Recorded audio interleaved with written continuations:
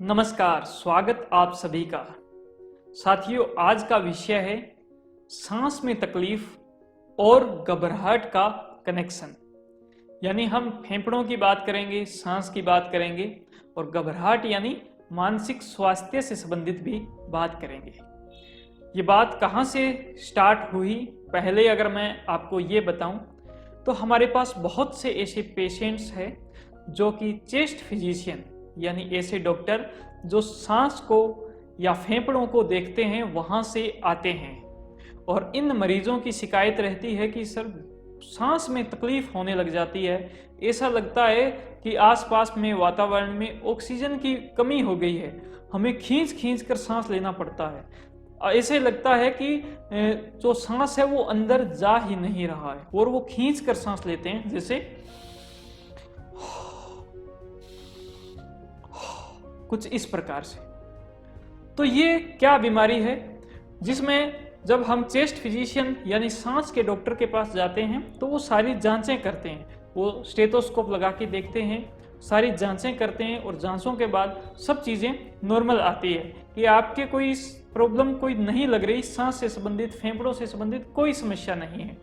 इस वजह से वो सोचते हैं कि ये हो सकता है कि कोई दिमाग से संबंधित दिक्कत हो और वो उस कंडीशन में हमारे पास में रेफर करते हैं और फिर हम जब उनका पूरा असेसमेंट करते हैं तो उनके काफ़ी सारी दिक्कतें निकल के आती है और उन्हीं की चर्चा हम आज इस वीडियो में करने वाले हैं। तो साथियों, क्या दिक्कतें होती है इस पर अगर मैं बताऊं तो मैं पहले सांस से ही स्टार्ट करना चाहूँगा कि सांस जो हम लेते हैं, पहला सवाल वो क्यों लेते हैं।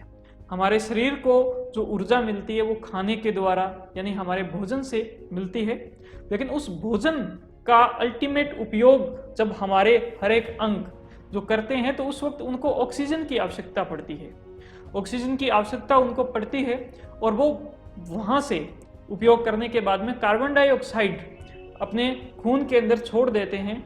तो ये फेफड़े हमारे सांस की क्रियाविधि के द्वारा ऑक्सीजन को अंदर लेते हैं और CO2 कार्बन डाइऑक्साइड को वो बाहर छोड़ते हैं।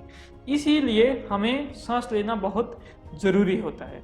इन फेफड़ों को फुलाने और इनको पिचकाने के लिए यहाँ पर जो मांसपेशियाँ लगी होती है वो मांसपेशियाँ अपने आप चलती है, यानी उसके लिए आपको सोचने की आवश्यकता नहीं पड़ती।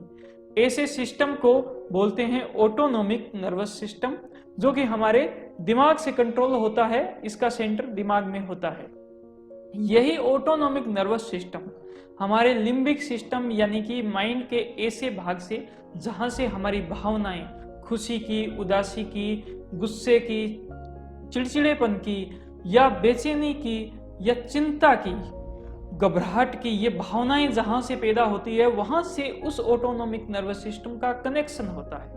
अब अगर मैं लिम्बिक सिस्टम यानी इस भावनाओं वाले सेंटर की बात करूं तो इसका कनेक्शन हमारे जो दिमाग के विचार होते हैं, उन विचारों के जो सेंटर होता है वहां से भी इसका कनेक्शन होता है। यानी हमारे जैसे विचार होंगे, पॉजिटिव अच्छे विचार हमारे बारे में, हमारे जो लोग हैं आसपास के उनके बारे में और हमारे समाज के बारे में, हमारे देश के बारे में, हमारी दुनिया के बारे में, वैसे ही विचार जो आपके होंगे वैसे ही हमारी भावनाएं बनेंगी। और अगर इन विचारों के अंदर कुछ नेगेटिविटी आ गई है, हमें कोई डर के विचार आ रहे हैं, हमें घबराहट के विचार आ रहे हैं कि ऐसा हो गया तो ऐसा क्या होगा, इस प्रकार से ये क्या हो जाए, अगर वो डर भय के विचार होंगे तो हमें भी घबराहट यानी हमारे लिम्बिक सिस्टम के अंदर घबराहट, बेचैनी या चिंता के ये भावनाएं हमारे अंदर पैदा होगी। और क्योंकि उसका कनेक्शन जब ऑटोनोमिक नर्वस सिस्टम जो हमारे सांसों को कंट्रोल करता है उसके साथ में है, तो वो चीज़ें वहाँ पर आने के बाद में थोड़ी देर के लिए उसको बोलेगी तेजी तेजी से सांस लीजिए, तो थोड़ी देर वो तेजी से सांस लेंगे, लेकिन सांस लेने के बाद में कुछ ही समय के बाद में वो थक जाएंगे। ये मांसपेशियां जो सांस लेने के काम में आ रही थी वो थक जाएगी, तो उसके बाद उसको लगेगा कि सांस लेना बहुत ही भारी काम हो गया है, अब तो सांस आ ही नहीं रहा है, ऑक्सीजन खत्म हो गई है, सांस लेने में बड़ी दिक्कत हो गई है। और अगर ये चीज़ होने के बाद में उसको ऐसे भी महसूस होने लग सकता है कि हो सकता है मेरे हार्ट में दिक्कत हो गई हो, मेरा हार्ट जो है वो काम करना बंद हो गया हो। तो ये होते ही जैसे ही वो विचार नेगेटिव आया, फिर से वो कनेक्शन काम किया, पूरा एक साइकिल बना, और उसी के साथ में उसको ये समस्या और भी ज्यादा होगी, और वो इंसान पैनिक अटैक की स्थिति में पहुंच जाता है, जिसमें एकदम से बहुत ज्यादा बेचैनी, घबराहट, पसीने आने लग जाना, बहुत ज्यादा घबराहट। तो ये एक पूरा साइकिल होता है, और इसका जो कनेक्शन है ये इस प्रकार से होता है।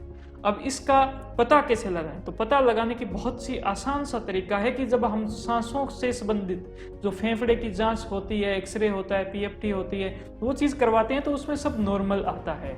इसका उपचार कैसे करें? तो साथियों, इसके उपचार यहाँ से नहीं होगा, सांसों से नहीं होगा। इसका मानसिक जो आपका विकार है उसको पहचानना पड़ेगा। आप किसी मनोचिकित्सक से सलाह ले सकते हो। इसके अलावा अगर समस्या कम है तब काउंसलिंग से काम चलाया जा सकता है, क्योंकि आपके विचारों को चेंज करना है, आपकी भावनाओं को चेंज करना है। अगर समस्या ज़्यादा हो तो आपको सीबीटी सेशन भी लेने पड़ सकते हैं, जिससे आपके जो दिमाग के जो विचार हैं, उनके जो विश्वास है, बिलीफ सिस्टम है आपका, वो बहुत पॉजिटिव हो जाए, और उसी के अनुसार आपकी जो भावनाएं हैं, आपके जो लिम्बिक सिस्टम है वो भी बहुत अच्छा हो जाए। तो हमारी ये वीडियो कैसे लगी? अगर आपको अच्छा लगी हो तो इसको आप लाइक कर सकते हो, और हमारा जो चैनल है यूट्यूब पर, जिसको अभी आप देख रहे हो, वहाँ पर उसको जरूर सब्सक्राइब करें, ताकि इसी प्रकार की जो वीडियो है वो आप तक हम पहुँचाएं और आपको सबसे पहले प्राप्त हो। धन्यवाद। जय हिंद, जय भारत।